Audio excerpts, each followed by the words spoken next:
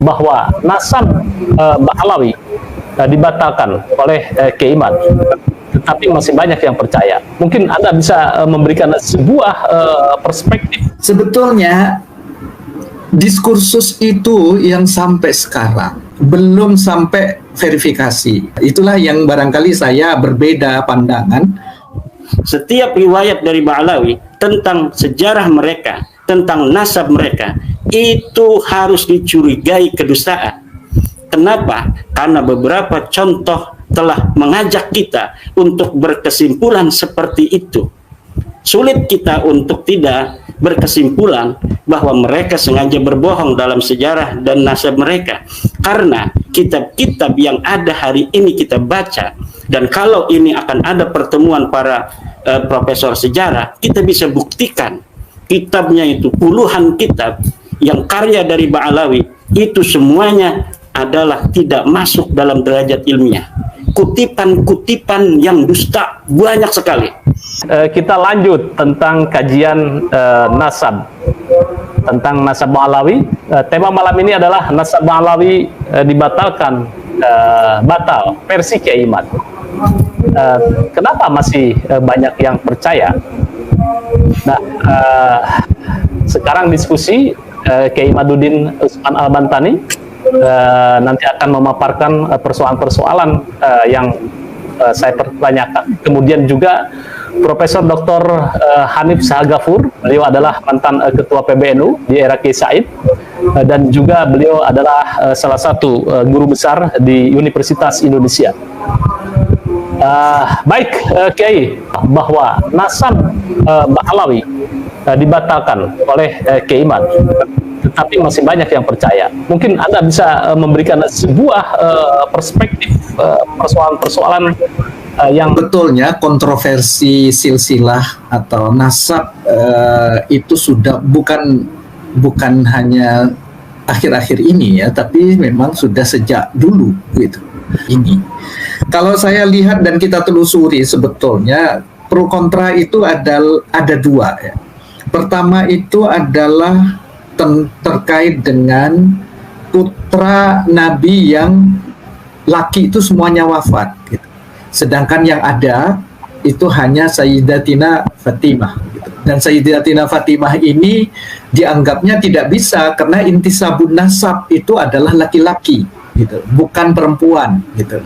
Jadi Rasulullah itu sudah terputus keturunannya karena intisabun nasab itu adalah hanya putra lakinya yang bisa nasabnya itu sambung kepada Rasulullah. Jadi perempuan itu dianggapnya intisabun nasabnya tidak kepada Rasulullah. Tapi akhirnya dipatahkan dengan adanya hadis yang menyatakan bahwa tidak ada intisabun nasab, bahwa perempuan itu kalau itu keturunan Nabi Muhammad itu adalah intisabun nasabnya tetap bisa kepada Rasulullah gitu.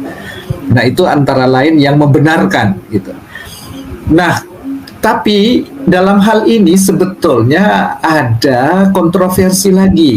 Kalau yang disampaikan Kiai Imad itu adalah pada umumnya Al-Husaini. Itu yang kemudian menjadi kata kunci kontroversinya itu adalah dari Ubaidillah bin Ahmad bin Isa gitu ya.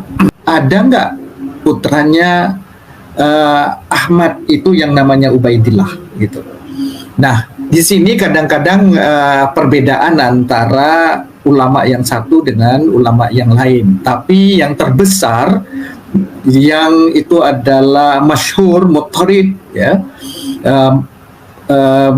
Mereka itu adalah dianggapnya ada putra yang namanya Abdullah atau yang disebut juga Ubaidillah itu. Selain tiga putranya yang lain, Muhammad, Ali, dan siapa lagi satunya itu.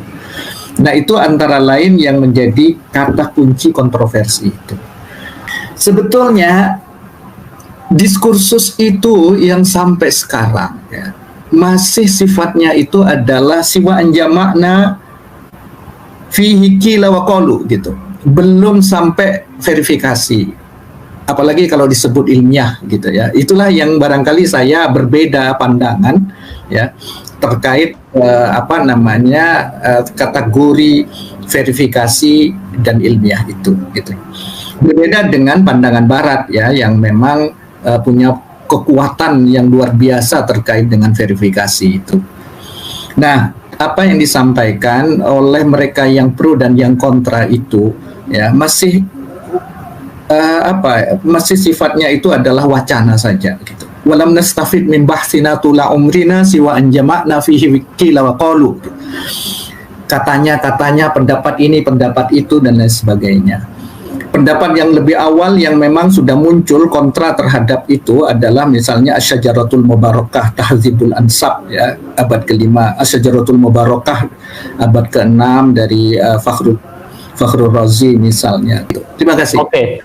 Baik, Prof, begini, ada fakta bahwa tidak ada kitab atau catatan yang mengatakan bahwa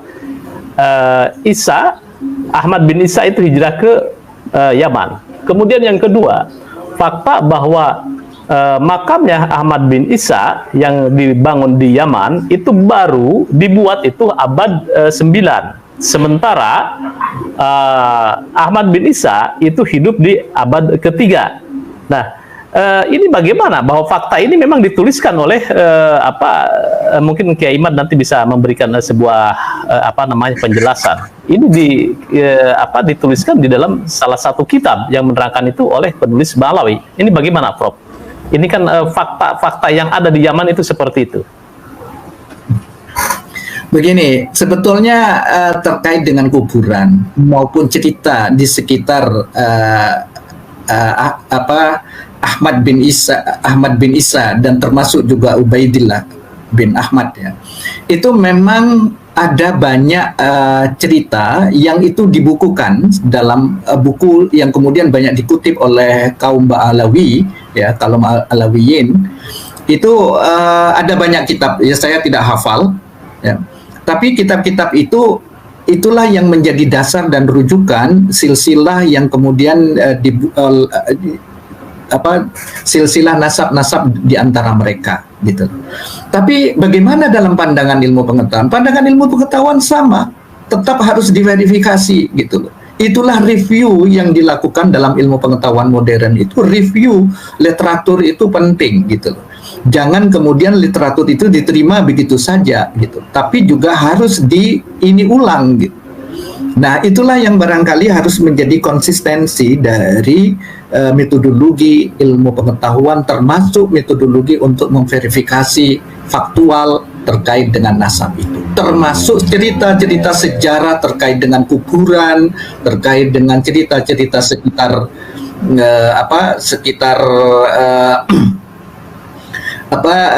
terkait Ahmad bin Isa, termasuk juga Ubaidillah atau Abdullah itu semuanya adalah memang perlu diverifikasi. Tapi saya masih tetap percaya, artinya kritik terkait nasab itu hampir tidak meletakkan ulama-ulama besar gitu ya. Tapi bagaimanapun kebesaran itu jangan kemudian dianggap bahwa kebenaran gitu ya. Tapi sampai sekarang belum meretakkan itu, sampai sekarang masih tetap dianut oleh sebagian besar ulama-ulama, dan itu tidak kemudian muncul dari dalam internal mereka kritik gitu loh. Oh, tidak benar misalnya bahwa Ubaidillah itu adalah putra Ahmad dan tidak ada nama itu gitu. Itu masih belum gitu. Nah, itulah kemudian maka banyak para ulama yang masih tetap konsisten memahami bahwa itu adalah tetap diakui sebagai keturunan Nabi gitu. Termasuk ulama-ulama besar di Indonesia gitu. Hanya memang ada orang-orang yang mengkritik itu. Tapi saya pikir perlu dibuka juga, jangan kemudian ditutup gitu. Kalau memang ada kritik Rabithah Alawiyin misalnya, harus terbuka juga gitu loh. Artinya jangan kemudian hal itu ditolak, perlu dikaji ulang gitu. Kalau memang itu adalah merupakan kebenaran faktual. Mungkin itu. Oke, baik. Ke Kiai Imad. Kiai Imad mungkin bisa sedikit menjelaskan, tadi ada beberapa masukan dari Prof Hanif. Silakan, Kiai. Baik, terima kasih Pak Profesor Hanif atas catatan-catatan dan juga sanggahan-sanggahan. Ini ketika kita tidak mendapatkan apa jawaban dari Rabita Alawiyah yang saya surati Ustadz Taufik Segap. Ini mungkin pandangan-pandangan dari Profesor Hanif tadi ini bisa mewakili dari, ini pandangannya ya, bukan sosoknya, dari pandangan-pandangan Rabita Alawiyah, karena memang Rabita Alawiyah yang saya tahu pandangannya mirip dengan pandangan-pandangan dari Profesor Dr. Hanif ya. Bahwa sudah dicatat misalnya oleh ulama-ulama di Yaman, ulama besar di Yaman. Ya betul dicatat, tapi dicatat mulai abad ke-9 Hijriah, mulai dari pengakuan mereka itu. Dan pengakuan mereka itu tercatat, mereka mengaku itu tercatat dalam kitab mereka, bahwa mereka mengaku gitu, bahwa sosok Abdullah yang merupakan silsilah dari Syarif Abil Jadid ini diijtihadi sebagai daripada leluhur mereka. Itu betul sekali bahwa dicatat oleh ulama besar, karena memang Ali As-Sakran itu pada saat itu dikenal sebagai salah satu ulama besar dari Ba'lawi ya, dari Ba'lawi yang mulai dia mencatat mengaku sebagai keturunan Nabi, yang mengakunya itu tidak terverifikasi oleh kitab-kitab yang sebelumnya. Ini dalam teori truth tadi, teori di dalam bagaimana kita mencari kebenaran, konsistensi itu tidak ada. Nah, ketika konsistensi kebenaran sebuah pernyataan di abad ke-9 itu tidak bisa diverifikasi oleh kebenaran pernyataan-pernyataan sebelumnya yang dengan benar, maka apa yang telah diaku pada abad 9 ini gugur secara ilmiah. Dan tidak bisa kemudian kita mengatakan bahwa nasab mereka ini diakui sebagian besar oleh ulama-ulama. Hari ini di Yaman itu Mufti Yaman sudah tidak mengakui. Mufti Yaman yang sekarang berkuasa di Yaman, Al-Hausi, mempunyai seorang mufti namanya Syekh Syarafuddin Samsuddin. Dia sudah membuat sebuah rilis fatwa bahwa 21 marga tidaklah terbukti sebagai keturunan Nabi. Salah satunya adalah Ba'alwi yang menurunkan kabib-kabib yang ada di Indonesia ini. Kemudian seorang doktor ahli DNA di Yaman, Dr. Abdullah As-Suaibi, telah membuat rilis pula yang bisa diakses di internet bahwa hasil daripada DNA orang-orang Ba'lawi ini tidak terbukti sebagai keturunan Nabi.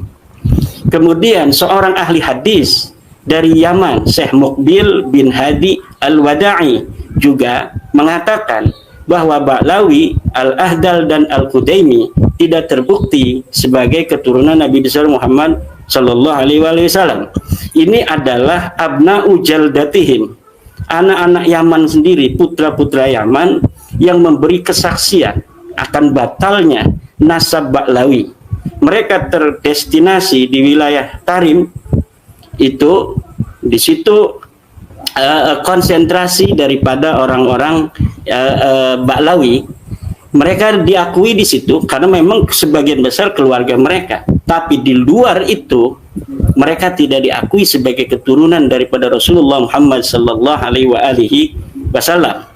Kenapa di Indonesia ya, misalnya tadi ada narasi dari profesor bahwa ulama-ulama besar di Indonesia mengakui nasab Ba'lawi.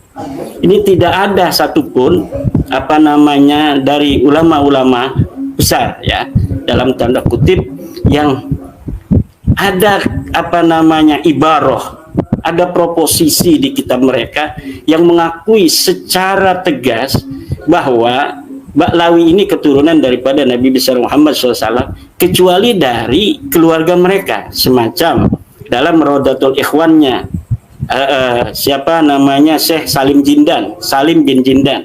Itu dia mencatat, dia menulis kitab tentang silsilah mereka, yang di dalam kitab itu pula pertama kali Wali Songo dibalawikan oleh Syekh Salim bin Jindan itu.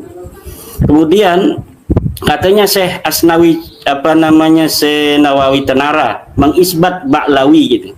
Itu tidak ada Syekh Nawawi Tenara mengisbat Ba'lawi sebagai keturunan Nabi Muhammad. Syekh Nawawi di dalam kitab Uqudul Jen itu sedang mendefinisikan istilah-istilah orang yang mengaku sebagai keturunan daripada Rasulullah, bahwa di antara orang-orang yang mengaku sebagai keturunan Nabi itu ada yang bergelar Syarif, ada yang bergelar sebagai Sayyid, ada yang bergelar Habib. Itu yang mengaku, bukan sebagai orang-orang yang secara faktual, secara objektif diteliti oleh Syekh Nawawi sebagai keturunan Nabi. Jadi hanya ikhbar.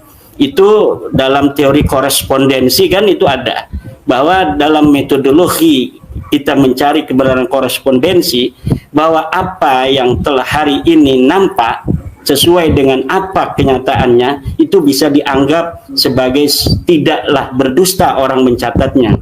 Misalnya ada seorang anak angkat namanya Yanto, dia ini mempunyai ayah angkat Subroto.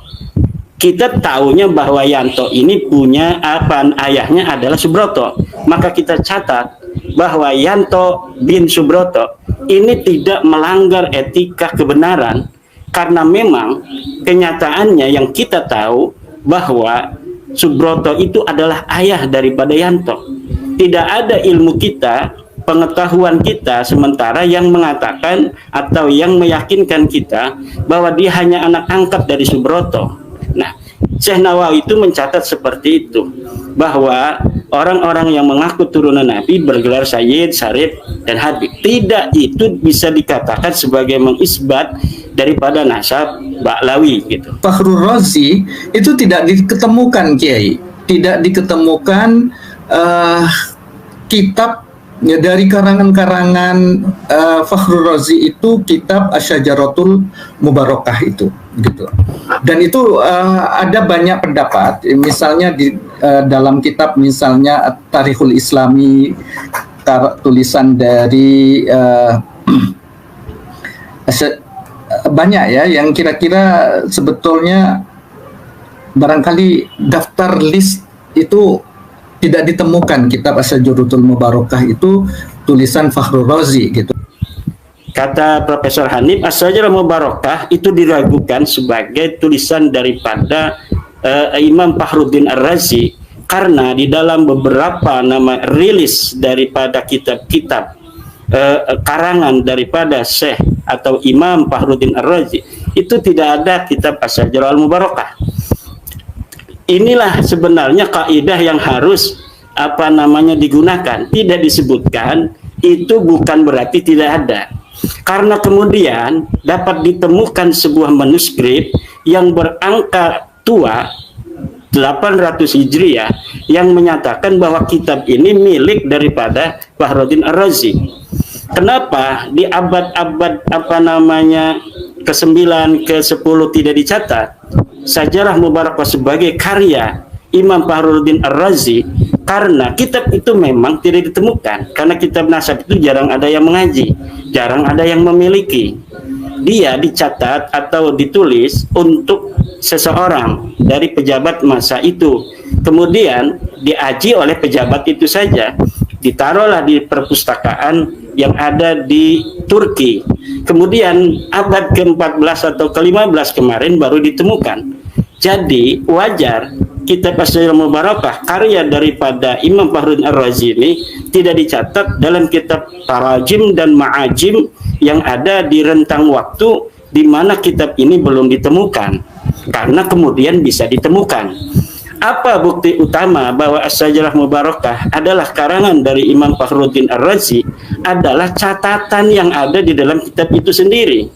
Yang di dalam kitab itu sendiri yang berangkat tahun 800 Hijriah itu disebutkan di akhirnya bahwa kitab ini adalah kitab Asy-Syajarah Al-Mubarakah yang menerangkan tentang nasab-nasab turunan Nabi yang ditulis oleh Imam Fakhruddin Ar-Razi. Nah, kemudian kita lihat hari ini teori korespondensi daripada mencari kebenaran, seluruh ahli nasab di dunia itu menggunakan kitab Asy-Syajarah Mubarakah sebagai rujukan. Jadi mereka termasuk dalam kolom keluarga Ba'lawi sendiri ini menggunakan rujukan Asy-Syajarah Mubarakah, dan juga keluarga-keluarga yang mengaku keturunan Nabi yang mempunyai nakabah-nakabah di dunia. Kita bisa lihat dalam kitab-kitab nasab itu bahwa di antara rujukan mereka yang paling muktabar adalah kitab karangan Imam Fakhruddin Ar-Razi yang disebut dengan kitab Asy-Syajarah Al-Mubarakah. Jadi keraguan tentang Asy-Syajarah Mubarakah sebagai karangan dari Imam Fakhruddin Ar-Razi itu terbantahkan oleh kalimat yang ada di dalam kitab manuskrip yang ditemukan itu sendiri. Yang kedua, yang menemukan ini adalah seorang pembela Ba'lawi. Yang menemukan ini, yang mentahqiq adalah Syekh Mahdi Rajai sendiri. Harusnya dia itu mencoret atau menambahkan nama Abdullah sebagai bagian daripada nama anak daripada Ahmad bin Isa. Tapi saya katakan bahwa Syekh Mahdi Rajai ini, walaupun di dalam pengisbatan dia itu subjektif, tetapi dalam pentahqiqan dia itu jujur. Beda dengan pentahqiq dari keluarga Ba'lawi sendiri, semacam Abdullah bin Muhammad Al-Habsyi. Abdullah Muhammad Al-Habsyi hari ini masih hidup. Kita mengatakan bahwa dia dalam mentahqiq kitab-kitab ulama yang dia temukan itu ada interpolasi. Bahkan dia itu membuat sebuah kitab dengan sosok tertentu sebagai karangan dari Ba'lawi, tapi sosok ini tidak ada sama sekali pada zamannya. Tidak diakui keberadaan sosoknya sebagai historis, yaitu Syekh Sambal. Syekh Sambal dikatakan menulis kitab pada abad ke-10 Hijriah, Tarikh Hadramaut. Tetapi ulama-ulama tidak ada yang mengenal nama Syekh Sambal ini sebagai sosok yang pernah hidup di abad ke-10. Dan para peneliti kemudian telah menemukan bahwa yang ditahqiq oleh Abdullah Al-Habsyi sebagai kitab karangan Syekh Sambal Ba'lawi ini Syekh Sambal ini disebutkan keluarga Ba'lawi, adalah kitab Ibnu Hasan yang itu kemudian ditahqiq kembali oleh Abdullah Al-Habsyi. Jadi setelah dia itu mencetak kitab Syekh Sambal yang sebenarnya itu adalah kitab Tarikh Ibnu Hisan atau Ibnu Hasan, dia taruh nama Syekh Sambal. Kemudian karena ada kritikan dari ulama-ulama lain, kemudian kitab itu dia taruh nama aslinya Ibnu Hasan. Nah, ini yang sering saya dapatkan dari kitab-kitab tahqiqan dari Abdullah Habsyi yang hari ini masih hidup. Kalau misalnya beliau hari ini tidak menerima daripada segala proposisi dan narasi-narasi saya tentang bahwa dia menginterpolasi daripada kitab-kitab ulama, maka saya bersedia untuk berdiskusi dengan beliau. Apa yang menjadi motivasi saudara? Kan saya katakan demikian. Ketika di Tarikh Ibnu Hisan, di situ kitabnya itu tidak ditulis tentang Faqih Muqaddam, tapi kemudian Anda menulis Faqih Muqaddam. Padahal kitabnya itu tidak ada nama Faqih Muqaddam. Tapi kenapa Anda berani-berani menulis di kitab ulama tentang sosok yang tidak ditulis oleh pengarangnya sendiri? Nah, ini saya katakan bahwa kullu riwayatin an nasabin wa tarikhi Ba'lawi muttaham bil kadzib. Kullu riwayatin min ulama'i Ba'lawi bin nisbah li tarikhihim wa nasabihim muttahamun bil kadzib. Setiap riwayat dari Ba'lawi tentang sejarah mereka, tentang nasab mereka, itu harus dicurigai kedustaan. Kenapa? Karena beberapa contoh telah mengajak kita untuk berkesimpulan seperti itu. Sulit kita untuk tidak berkesimpulan bahwa mereka sengaja berbohong dalam sejarah dan nasab mereka, karena kitab-kitab yang ada hari ini kita baca, dan kalau ini akan ada pertemuan para profesor sejarah, kita bisa buktikan kitabnya itu puluhan kitab yang karya dari Ba'lawi itu semuanya adalah tidak masuk dalam derajat ilmiah. Kutipan-kutipan yang dusta banyak sekali. Misalnya menerangkan bahwa kitab Ibnu Samrah di abad ke-5 telah menyebut nasab Ba'lawi. Saya teliti kitabnya, tidak ada. Bahwa Al-Ubaidili menyatakan bahwa Ahmad bin Isa hijrah ke Yaman. Saya teliti kitabnya, tidak ada. Bahkan tentang fikih, hukum-hukum pun Ba'lawi ini berani untuk mengutip, dan mengutipannya itu berdosa. Misal seperti bahwa Ibnu Hajar Al-Haytami berfatwa bahwa wanita keturunan Nabi itu tidaklah sekufu dengan yang bukan turunan Nabi walaupun alim. Saya teliti kitab daripada Ibnu Hajar yang tentang fatwa itu sebaliknya. bahwa anak seorang alim itu tidak sekufu untuk menikah dengan keturunan Nabi yang bodoh.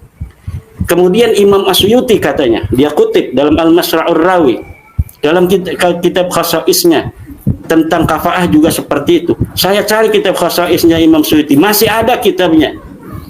Ternyata apa yang ada di dalam kitab Khasaisnya Imam Suyuti tidak sama dengan yang mereka kutip.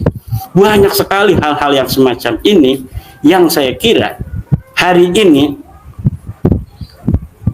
Ba'lawi ini akan kalau kita biarkan para ilmuwan, ulama membiarkan, sementara mereka ini bukan turunan Nabi, darahnya aja bukan darah Nabi, dan ini bisa untuk dibuktikan dan diperdebatkan oleh ahli-ahli biologi. Terkait dengan tes DNA itu begini, sebetulnya kita tidak bisa hanya menyatakan mereka telah melakukan sejumlah tes DNA dengan jumlah orang yang sudah dites DNA dan ternyata tidak terbukti dan lain sebagainya. Itu juga harus dibuktikan gitu loh. Artinya ada sertifikatnya gitu. Misalnya ada alat bukti yang sah dan meyakinkan bahwa memang terjadi. Misalnya. Jangan hanya sekedar qila wa qalu gitu loh. Nah, itu penting. Kenapa? Karena tes DNA ini adalah verifikasi faktual dan itu adalah asasnya asas ilmu pengetahuan dan itu bisa dibenarkan gitu. Bisa dibenarkan gitu. Nah, apakah betul asas ini sudah diterapkan misalnya dan terkait dengan tes DNA itu bagus sebetulnya kalau memang ada tes DNA. Hari ini Ba'lawi ini bukan turunan Nabi, darahnya aja bukan darah Nabi, dan ini bisa untuk dibuktikan dan diperdebatkan oleh ahli-ahli biologi. Karena ahli biologi yang mengatakan, bukan hanya biologi Indonesia, dari Timur Tengah, Dr. Syekh Umar bin Abdul Aziz Az-Zaid, kemudian Dr. Nabil Al-Qurhi, Dr. Abdullah As-Suaibi dari Indonesia, Dr. Sugeng Pondang Sugiharto, Dr. Ari Kaim, dan lain sebagainya. Itu semuanya mengatakan yang sama, bahwa kesimpulan biologi bahwa Ba'lawi dari 180 orang yang telah tes DNA, dan ini kalau tadi Profesor Hanif ini memerlukan bukti yang sah tentang tes DNA, itu buktinya sudah ada di internet. Jadi Family Tree DNA itu memiliki sebuah situs yang open posting. Semua orang bisa untuk melihat hasil-hasil tes DNA daripada Ba'lawi, daripada keturunan Nabi lainnya. Turun-turun Nabi yang lain di Timur Tengah, di Saudi, di Bahrain, segala macam, J1. Tapi ketika Ba'lawi G. Kemudian ada keterangan dari para pakar-pakar di Family Tree DNA itu, bahwa Michael Hammer misalnya, J1 adalah turunan Ibrahim, baik dari Ismail maupun dari Israel. Kalau orang yang hari ini mengaku sebagai keturunan Nabi, maka pertama dia harus memiliki haplogrup J. Kemudian baru ditilik apakah dia J-nya ini J ke Ibrahimi, kemudian Ibrahimnya ini apakah Ismaili, apakah dia ini ke Israeli, atau orang-orang Yahudi keturunan Nabi Ibrahim hari ini. Nah, kalau misalnya Ba'lawi ini G itu memang Yahudi, tapi bukan Yahudi keturunan Nabi Ibrahim, tapi orang-orang dari Khazariyah di Kaukasus yang kemudian memeluk agama Yahudi, kemudian hari ini mereka mendominasi daripada orang-orang Yahudi. Nah, sebetulnya yang menarik juga terkait masih tetap juga, artinya tidak bergeser cara pandang dari para ulama-ulama terdahulu itu adalah pandangannya masih kutip kitab begitu. Tidak bergeser kepada verifikasi faktual terhadap data gitu. Dan menelusuri data itu, kebenaran dari data itu gitu. Artinya kalau masih terkait dengan verifikasi itu masih belum disebut ilmu gitu. Apalagi begitu juga sejarah misalnya. Karena memang begini, Pak Yusuf, logika dan argumentasi para ulama terdahulu itu masih punya kekuatan di dalam logika mantiki gitu. Logika mantiki. Dan logika mantiki itu kalau itu fiddihni la fil qaun gitu. Ada di dalam pikiran, tidak di dalam fakta kenyataan. Maka pada saat berwacana itu adalah kutip mengutip kitab itu. Di situ kelemahannya sebetulnya gitu. Kalau dibandingkan dengan ilmu pengetahuan modern. Sebetulnya dari awal ya, memang wadi'u ilmul mantik itu adalah Aristoteles sebetulnya, dan itu adalah logika fiddihni saja, fiddihni faqat gitu, dan tidak fil qaun gitu. Nah sebetulnya itu dikritik oleh Imam Syafi'i. Imam Syafi'i dalam Ar-Risalah itu sudah menyodorkan sebuah metodologi yang namanya istiqra'i itu ya. Nah istiqra'i inilah yang tepat dan sesuai dengan karakteristik ilmu pengetahuan modern gitu. Dan tapi itu tidak dipakai oleh ulama-ulama, terutama mutakallimin gitu, istiqra'inya itu. Kenapa? Terpukau dengan bahwa man la ya'rifu bil mantiq la yusaku bi ilmihi gitu. Orang yang tidak mengerti ilmu logika Aristotelian itu tidak bisa dipercaya ilmunya. Begitulah Imam Ghazali di dalam kitab Mi'yarul Ulum itu. Nah, tapi Imam Syafi'i ini punya pandangan yang berbeda dengan Al-Ghazali itu. Tidak, yang perlu dilogikakan itu adalah yang ada di dalam fakta lapangan itu gitu. Bil istiqra gitu, at-turuqul istiqra'i itu. Bukan dengan metode pikiran yang hanya fiddihni faqat gitu loh. Seperti ulama-ulama mutakallimin itu. Cara pandang ulama fuqaha itu melihat kasus, melihat fakta lapangan gitu. Bahkan Syarah Fathul Qorib itu juga mengatakan bahwa hadza bistiqra'i imamina Syafi'i gitu. Ini adalah istiqra' dari Imam Syafi'i terkait dengan haid misalnya.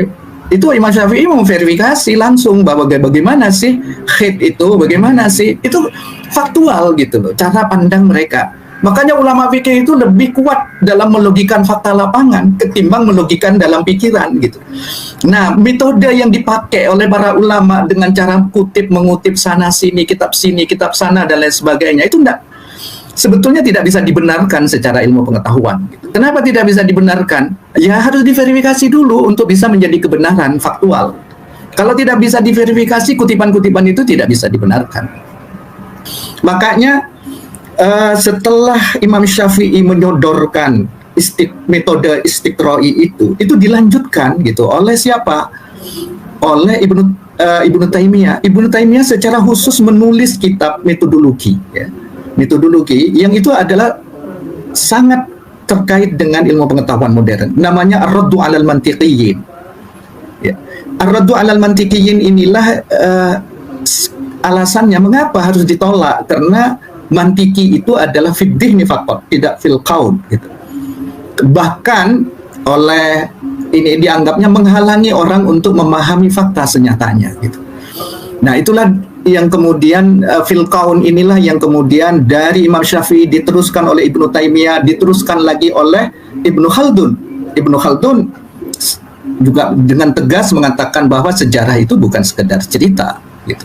Nah, di sini kelemahan umat Islam itu adalah karena tidak ada penerusnya dari metodologi ini gitu loh. Metodologi ini tidak berkembang di dalam dunia Islam. Dari situlah kemudian diambil oleh orang Barat. Orang Baratlah yang mengembangkan bagaimana memperkuat logika itu bukan di kepala saja, tapi di fil qaul gitu. Argumentasi itu fil qaul gitu, bukan fiddihni gitu. Nah, itulah yang diteruskan oleh Francis Bacon, David Hume, George Berkeley, Thomas Hobbes dan lain sebagainya, ahli ilmu sosial yang memang lebih melihat fakta, verifikasi fakta lapangan. Oke, itu barangkali metode yang memang harus dikembangkan untuk memahami silsilah, ya, memahami sejarah, jangan hanya sekedar kutip kitab begitu saja. Nah, saya setuju dengan Prof bahwa memang kita harus meningkat ini dari mantiki yang hanya bicara tentang mafil dhihni untuk meningkat kepada mafil qaul agar bisa diverifikasi. Kemudian kita akan tahu setiap proposisi, pernyataan, narasi itu tidaklah langsung kita telan mentah-mentah taken for granted, tetapi juga harus diverifikasi. Ketika seorang mengatakan bahwa saya kemarin habis dari Jakarta dalam acara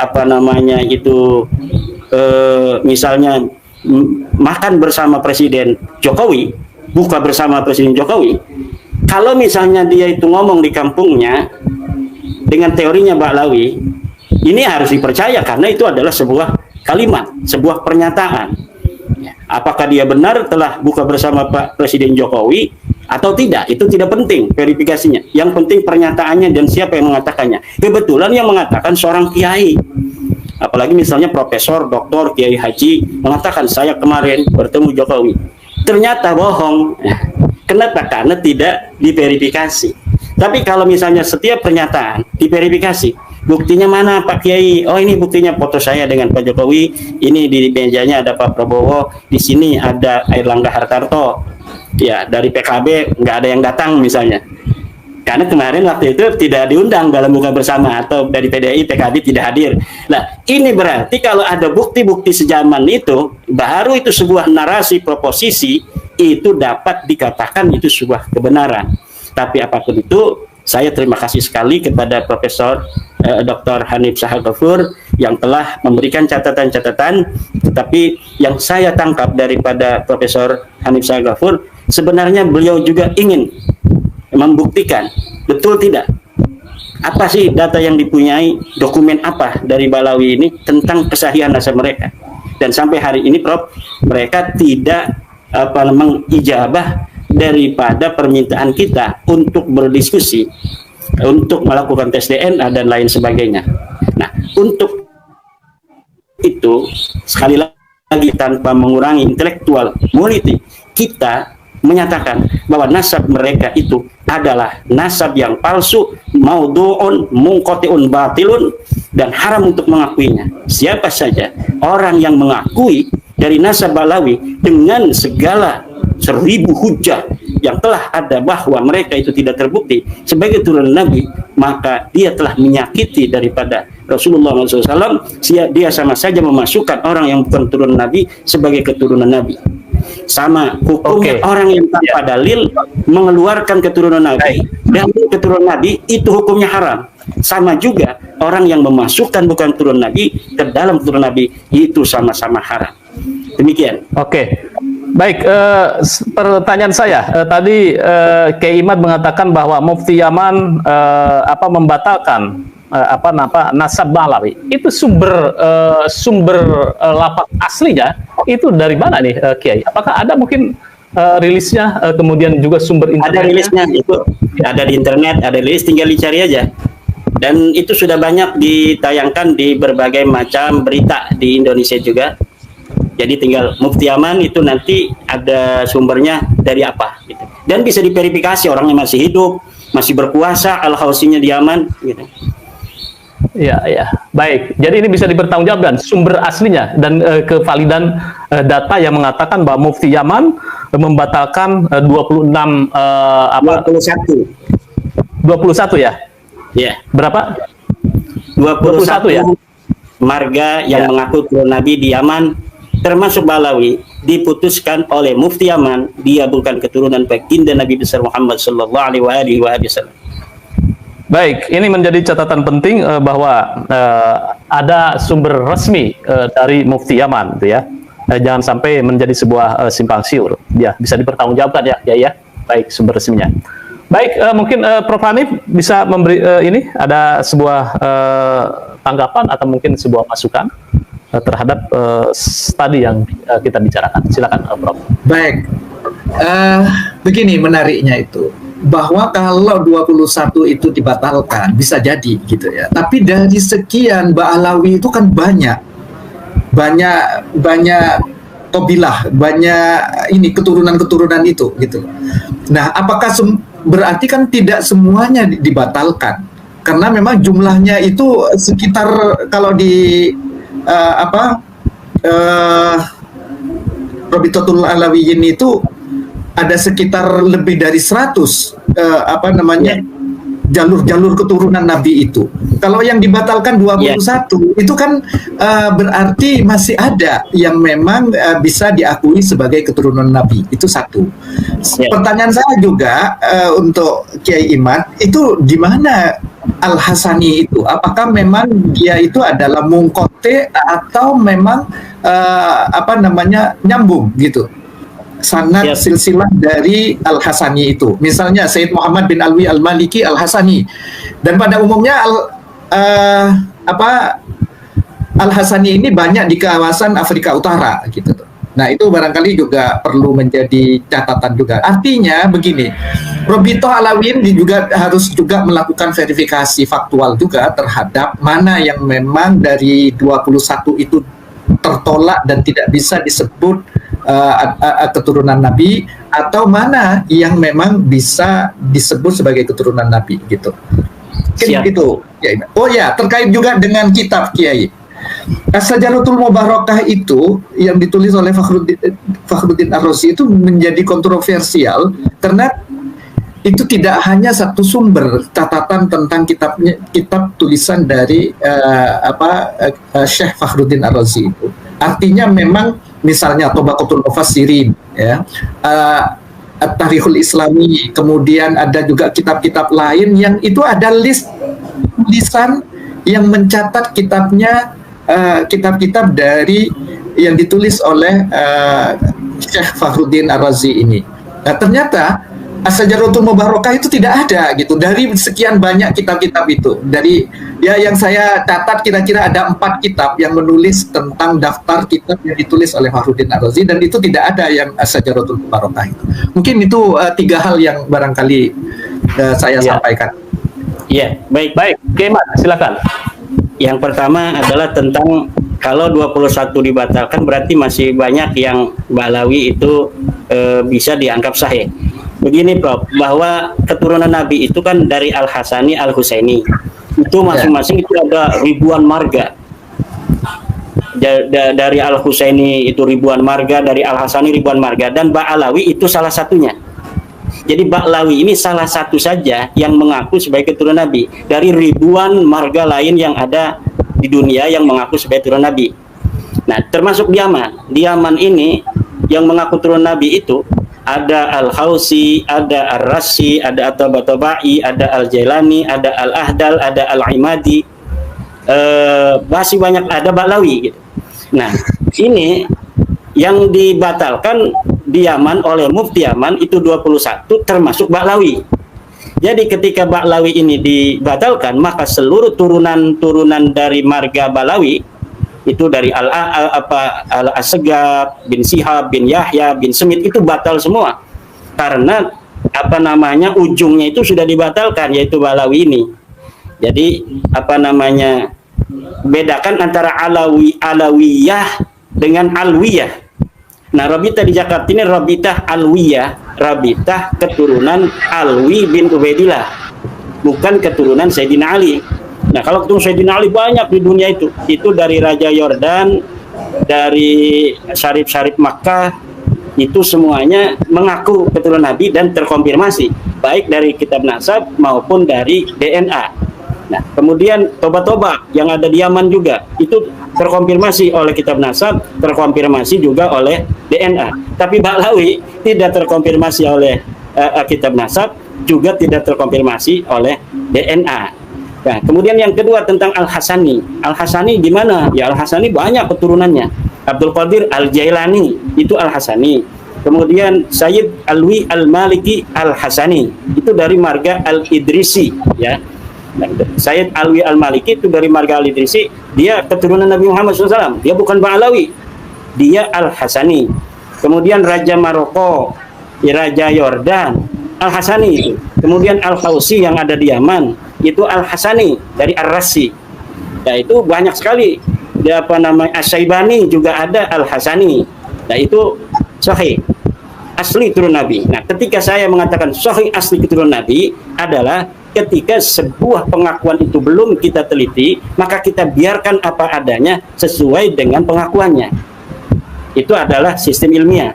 Nah, tapi kalau Ba'alawi saya berani mengatakan dia palsu, dia maudhu, dia terputus, karena saya sudah menelitinya dan dia terbukti bukan keturunan Nabi Muhammad SAW, baik dari pustaka, sejarah maupun DNA. Kemudian dari yang terakhir adalah tentang Sajarah Mubarakah. Ya tadi setelah saya ungkapkan Pak Prof bahwa memang Sajarah Mubarakah ini baru ditemukan di perpustakaan Turki oleh Syekh Al-Mar'asi yang kemudian ditahqiq oleh muridnya yang namanya Syekh Mahdi Rojai. Karena tidak semua kitab itu bisa diakses orang karena dulu tidak ada cetakan. Jadi orang menulis kitab.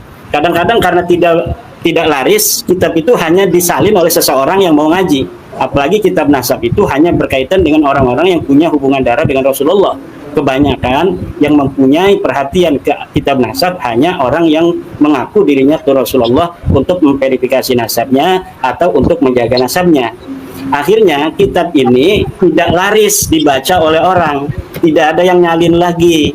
Kemudian ditaruh pada abad 9 itu di sebuah perpustakaan dan baru ditemukan abad ke-15. Nah, setelah ditemukan ditahqiq oleh Syekh Mahdi Ar-Rojai. Nah, maka sangat wajar kalau banyak di kitab Tarajim, banyak di kitab-kitab sirah ketika menyebutkan Imam Fakhrul Razi tidak disebutkan dia punya kitab namanya As-Sajarah Mubarakah. Tetapi mengenai bahwa beliau ini seorang nasabah itu disebut oleh para ulama bahwa dia mempunyai kitab nasab gitu. Di dalam Tarajim itu begitu. Bahkan ada kitab tentang para ahli nasab namanya Tabaqatun Nasabin, itu menulis seorang Imam Fakhrul Razi memiliki kitab nasab. Nah, kemudian apa yang telah dicatat oleh penyalinnya di dalam kitab itu sendiri yang mengatakan bahwa saya menyalin ini berdasarkan salinan asli dari penulisnya Imam Fakhruddin Ar-Razi. Ini adalah sebuah data fakta ilmiah yang harus dihargai sebelum ada data lain yang menyanggahnya. Dan sampai saat ini orang-orang yang meragukan As-Sajarah Mubarakah sebagai karangan Imam Fakhruddin Ar-Razi itu tidak memiliki data apapun untuk membacanya, kecuali mereka mengatakan bahwa ini tidak dicatat dalam kitab-kitab tarajim yang menerangkan tentang Imam Fakhruddin Ar-Razi. Demikian, mohon maaf Prof. Ya, baik, Kiai Imad. Kenapa ini pertanyaan yang sama juga gitu kan? Kenapa Kiai begitu sangat yakin bahwa Sajarah Mubarakah itu ditulis oleh Imam Fakhrul Razi, sementara kan ditemukannya baru kemarin abad 15? Ya, dalam teori ilmiah itu suatu proposisi, sebuah kesimpulan itu kita biarkan demikian kecuali ada yang membantahnya. Kitab yang ditemukan itu salinannya itu jelas menyebutkan pengarangnya Imam Fakhruddin Ar-Razi, tahunnya tahun sekian dikarangnya, bahkan disebutkan 597 Hijriah ditulis. Kemudian penyalin kedua ini mencatat bahwa saya menyalinnya dari kitabnya yang asli dan saya menyelesaikan salinan ini pada tahun 800 sekian. Itu ada. Maka proposisi yang ada di dalam sebuah manuskrip yang baru kita temukan itu harus dibiarkan demikian sampai ada yang membantahnya. Itu teori dalam metodologi isbatul haq, mencari kebenaran. Jadi kebenaran itu kita biarkan sebagaimana adanya kecuali ada yang membantahnya, dan tidak ada yang bisa membantah Sajarah Mubarakah karya dari Imam Fakhruddin Ar-Razi. Dan seluruh ahli nasab hari ini ketika mereka mengarang kitab nasab itu menggunakan Sajarah Mubarakah dan disebutkan Al-Fakhrul Razi. Demikian, mungkin sudah 10:30 ini. Oh iya ya, oke. Ya, mungkin sebagai catatan bahwa Said Mahdi Ar-Razi adalah mentahqiq kitab Sajarah Mubarakah, tetapi di sisi lain Sajarah Mubarakah mengatakan bahwa Ahmad bin Isa tidak memiliki Ubaidillah, tetapi di sisi lain Said Mahdi Ar-Rajai mengatakan bahwa Ubaidillah adalah anaknya dari Ahmad bin Isa. Ini sebuah fakta yang kontradiktif, Prof. Hanif, menurut saya ya. Apakah memang Said Mahdi Ar-Rajai ini tidak memiliki konsistensi atau seperti apa gitu kan, sehingga memberikan kepada sahihannya, atau mungkin ada pertimbangan yang lain. Baik, mungkin sebagai closing statement silakan Prof. Hanif memberikan sebuah statement. Ya. Silakan Prof. Baik, mungkin kami ingin melihatnya dari segi metodologi, bahwa memang kita perlu memperkuat metodologi verifikasi itu, gitu. Verifikasi faktual di lapangan, ya, fil kaun dalam bahasanya Ibnu Taimiyah itu. Nah, karena yang ada selama ini memang masih logika dan argumentasi itu masih lam nafstafid min bahsina tula umrina siwa an jama'na fihi qila wa qalu gitu. Nah, terkait dengan sejarah ya, saya kok lebih prefer untuk apa yang disodorkan oleh Imam Syafi'i, oleh Ibnu Taimiyah, oleh Ibnu Khaldun misalnya, terkait dengan bahwa sejarah itu harus dengan bukti gitu, dengan fakta gitu, dengan bahwa sejarah itu bukan cerita, bukan legenda, bukan mitos, bukan cerita mitos, cerita legenda dan lain sebagainya gitu. Oleh karena itu, level apapun yang kepengen untuk meyakinkan terkait dengan ansab, terkait dengan kutipan kitab-kitab, terkait dengan pendapat-pendapat kitab gitu ya, itu sebaiknya memang perlu diverifikasi gitu, diverifikasi faktual di lapangan. Nah, itulah sebetulnya banyak kelemahan-kelemahan metodologis ini ya. Ya saya ini santri dulunya, tapi kemudian kok tidak tahu ya, kemudian terlempar ada di Universitas Indonesia dan tidak lagi ngajar agama gitu. Tapi saya masih tetap membaca lah kitab-kitab itu.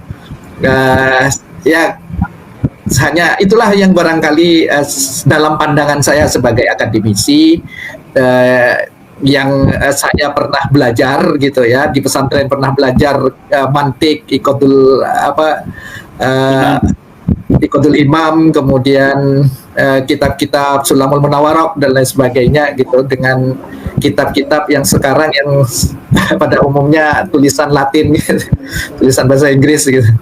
Mungkin itu saja pengalaman yang barangkali satu hal yang terpenting, baik yang pro maupun yang kontra, baik mereka yang terkait dengan nasab, itu memang terpenting adalah harus berupa verifikasi faktual gitu, dan baik secara sejarah ya, sejarah maupun silsilah maupun dari segi tes biologi itu, seperti yang disampaikan Kiai Iman.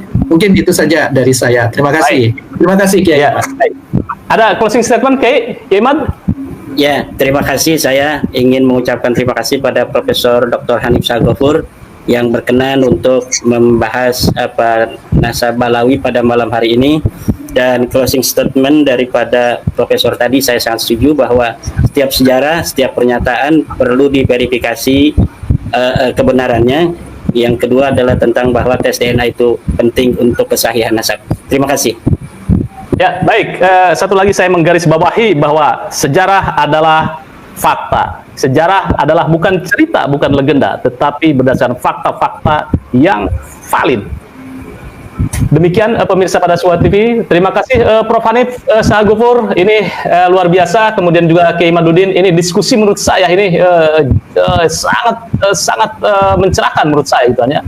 Baik perspektif dari Prof. Hanif yang memberikan sebuah masukan pentingnya metodologi dan teori di dalam kajian sejarah, dan juga Kiai Imaduddin. Jauh dari kata-kata kasar atau kemudian juga narasi-narasi rasis dan sebagainya. Ini menurut saya yang kita butuhkan, bahwa kajian-kajian seperti ini yang diperlukan untuk mencerdaskan umat. Dan terima kasih juga kepada netizen, baik yang pro dan yang kontra. Kita tunggu berikutnya kajian nasab yang lebih mencerdaskan. Wassalamualaikum, dan jangan lupa like, share, subscribe pada Suka TV. Selamat malam, sahur. Nanti kita. Terima kasih Mas Yusuf, terima kasih. Demikian debat terbuka Kiai Haji Imaduddin dengan segala persepsi atau segala sudut pandang yang diberikan dari para pemateri. Semoga video ini menambah wawasan kita tentang agama dan keislaman. Terima kasih. Wassalamualaikum warahmatullahi wabarakatuh.